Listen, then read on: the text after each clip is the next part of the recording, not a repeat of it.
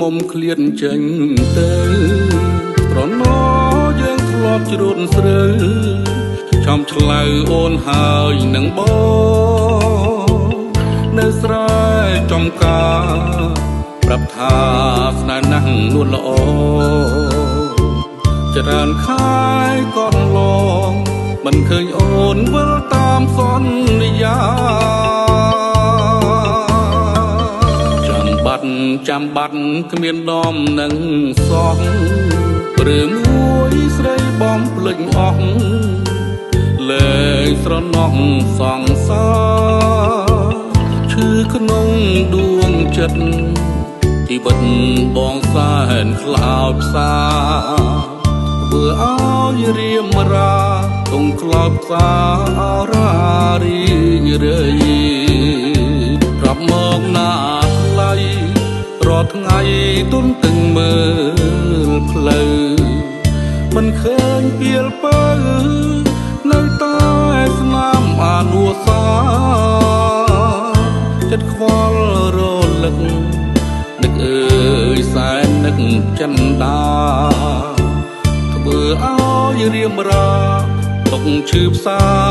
រាមួមកក្រុងភពផង់ស្រស់ស៊ីវិល័យបានជាអូនភ្លេងទឹកដីកំណើស្រងស្រែចំការកំឡុងជនបទរងចាំទទួលជីវ៉ាដៃបងទាំងទ្វេហាគាត់ថាត្រឡប់មកវិញ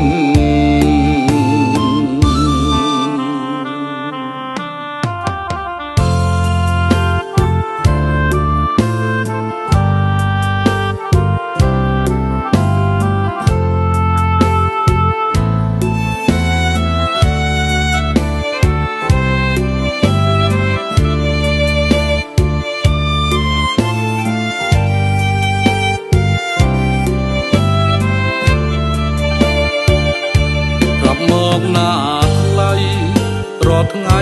ទុនទឹងមើលផ្លូវមិនឃើញពៀលពើ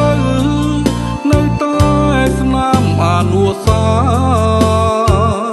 ចិត្តខ្វល់រលឹកនឹកអើយសែននឹកចិនដាធ្វើឲ្យរៀមរាຕົកឈឺផ្សារាមួមកក្រុងភពផង់ស្រស់ស៊ីវិល័យបានជាអូនភ្លេងទឹកដីកំណើស្រងស្រែចំការកំឡុងជនបទរងចាំទទួលជីវ៉ាដៃបងទាំងទ្វេហា